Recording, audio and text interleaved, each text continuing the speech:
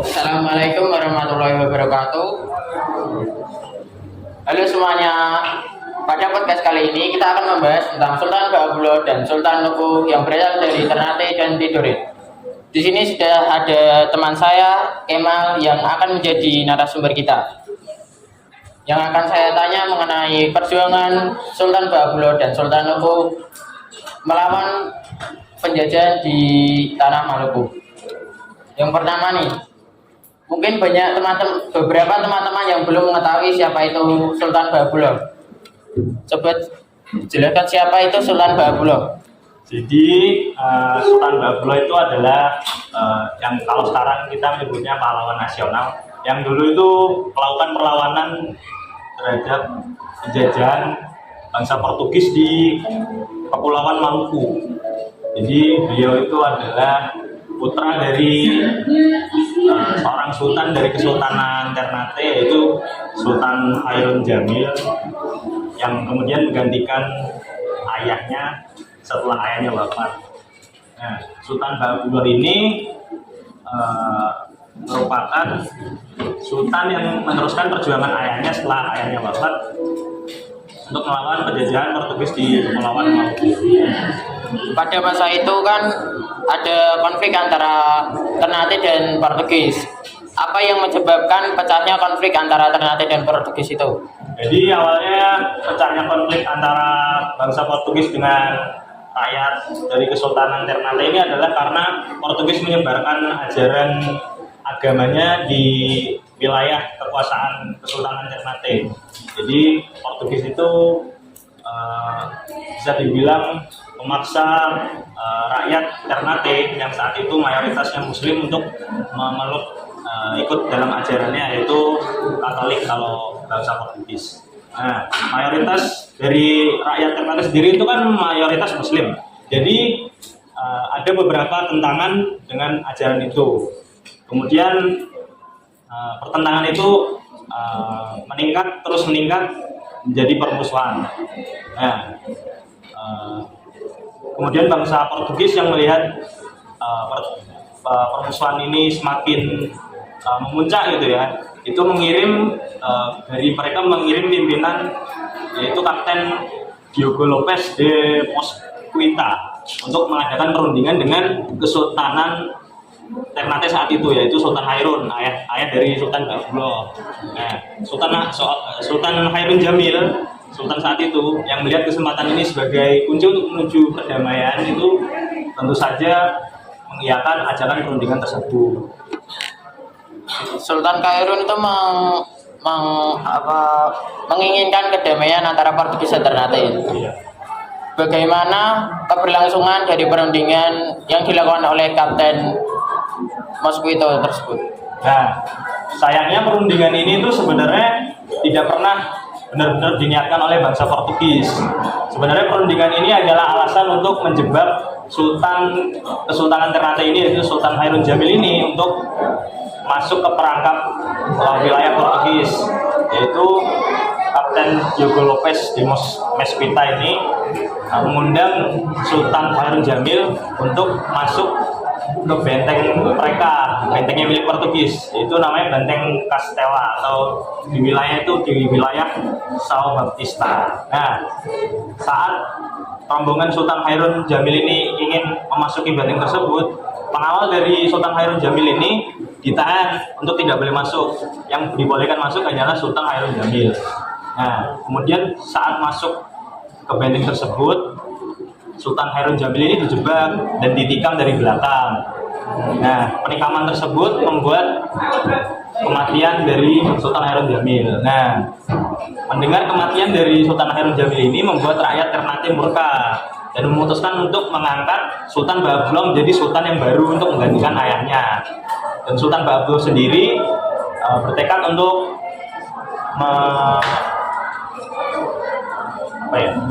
istilahnya tuh mendeklarasikan peperangan kepada pihak Portugis, bangsa Portugis yang berada di wilayah kekuasaan Ternate, gitu.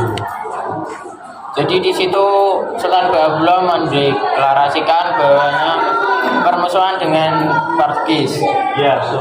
Dan di situ pasti kedua pihak menyiapkan strategi untuk berperang. Jadi bagaimana strategi yang disiapkan oleh Sultan Ba'bullah itu? Nah, strategi Sultan Ba'bullah ini dia memiliki strategi yang unik, yaitu bisa dibilang cerdas, yaitu memperkuat posisinya sebagai raja di tengah kerajaan-kerajaan yang berada di Kepulauan Maluku. Beliau menikahi saudari Gapi dari kerajaan Tidore untuk memperkuat posisinya sebagai raja di Kepulauan Maluku.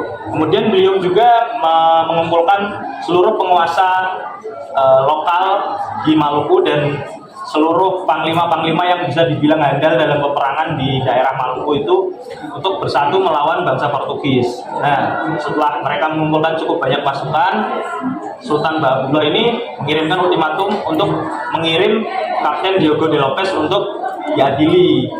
Namun ultimatum itu ditolak dan membuat terjadinya pengepungan di benteng Baptista atau benteng Castella ini, tempat persembunyiannya Portugis ini.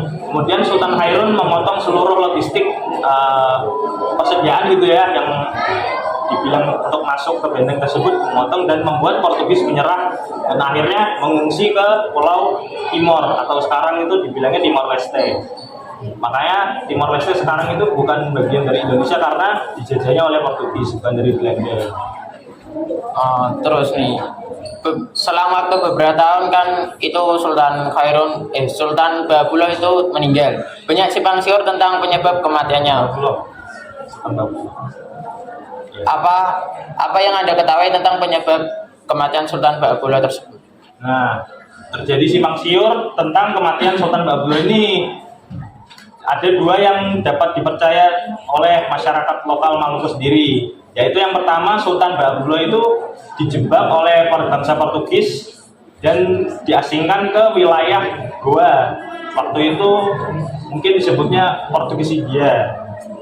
Namun Sultan Ba'bullah ini meninggal saat dalam perjalanan. Nah, teori kedua itu adalah Sultan Ba'bullah itu wafat di kediamannya dengan cara dibunuh, diracun, atau terkena sihir. Jadi kematiannya masih misteri. Tapi namun yang paling dipercaya ini adalah dua teori ini. Jadi itu ya teman-teman tentang Sultan Ba'bullah. Sekarang kita memasukin tentang Sultan Nuku. Siapa sih Sultan Nuku tersebut dan apa yang dilakukan kepada penjajah? Nah Sultan Nuku ini adalah sama seperti Sultan Ba'bullah. Kalau sekarang kita menyebutnya pahlawan nasional. Namun beliau ini, kalau Sultan Ba'bullah itu berperang melawan penjajahan bangsa Portugis, Sultan Nuku ini berperangnya melawan penjajahan pendudukan VOC di Maluku. Jadi ketika VOC di Maluku sudah mulai semena-mena, sudah berani untuk memonopoli, sudah berani untuk mencampuri tangan konflik internal antara kerajaan-kerajaan di Maluku. Nah, Sultan Nuku yang saat itu menjadi pangeran ini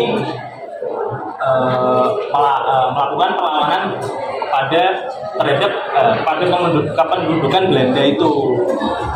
Oke, tadi kan itu VOC mengalami pertentangan dengan Kesultanan Tidore, yaitu yang dipimpin oleh Sultan Nuku. Apa sih penyebab konflik antara Kesultanan Tidore dan VOC? Nah, seperti saya bilang tadi itu ya, konfliknya itu berawal dari VOC yang sudah mulai berani semena-mena di Kepulauan Maluku. Karena setelah perginya Portugis dari Kepulauan Maluku, VOC ini sudah mulai berani untuk menjamah sumber daya dan rempah-rempah yang ada di Maluku. Seperti VOC ini sudah mulai memperlakukan hak oktroynya mereka di Maluku. Kemudian mereka sudah mengikut campur tangan urusan internal kerajaan Tidore dan kerajaan-kerajaan lainnya di Maluku. Kemudian mereka sudah berani memonopoli rempah-rempah dan sumber daya yang ada di sana, kemudian mengeksploitasi sumber daya yang mereka miliki di Pulau Maluku itu. Selanjutnya, strategi apa yang digunakan oleh Sultan Nuku untuk menyingkirkan VOC dari Kepulauan Maluku? Nah, strategi Sultan Nuku ini bisa dibilang hebat ya. Jadi Sultan Nuku yang saat itu gelarnya hanya pangeran itu berhasil mempersatukan seluruh rakyat Maluku di bawah di bawah satu kepemimpinannya, sehingga rakyat Maluku itu bisa percaya dengan Pangeran Nuku ini. Kemudian Pangeran Nuku juga meminta bantuan kepada kerajaan di salah satu kerajaan di Papua sebelah barat, yaitu yang saat itu dipimpin oleh Raja Ampat. Kemudian seperti saya bilang tadi ya, Pangeran Nuku ini mengumpulkan kekuatan dari rakyat-rakyat lokal yang ada di Maluku itu. Nah, kemudian Pangeran Nuku ini juga menggunakan strategi sama yang dimiliki oleh Belanda atau VOC, yaitu strategi Divided Impera atau siasat pecah belah. Jadi Pangeran Nuku ini memanipulasi pasukan Inggris untuk mengusir pasukan Belanda dari Kepulauan Maluku. Namun setelah pasukan Belanda terusir, Pangeran Nuku ini merampas dan mengusir seluruh pasukan Inggris dari Kepulauan Maluku. Oke, nih setelah adu strategi antara VOC dan Kesultanan Tidore, apa hasil akhir dari masalah tersebut? Nah, hasil akhir dari konflik tersebut adalah direbutnya kembali Pulau Banda oleh Pangeran Nuku ya, selaku pemimpin kerajaan berhasil direbutnya Pulau Banda ke pihak Pangeran Nuku. Kemudian Pangeran Nuku juga diangkat menjadi Sultan dari Kerajaan Tidore saat itu dengan gelar Sri Maha Paduka Sultan Sri Maha Paduka Sultan Saidul Jihad El Makbus Amiruddin Syah Kaicil Paparangan. Nah, atas kehebatan strateginya ini pula beliau juga diberi gelar Lord of Fortune dari Inggris, dari bangsa Inggris, yang artinya tuan keberuntungan. Wah, sangat keren sekali ya pahlawan kita ini. Kita sebagai pelajar patut menghargai perjuangan beliau. Mungkin itu saja podcast pada kali ini. Banyak kurangnya kita mohon maaf. Wassalamualaikum warahmatullahi wabarakatuh.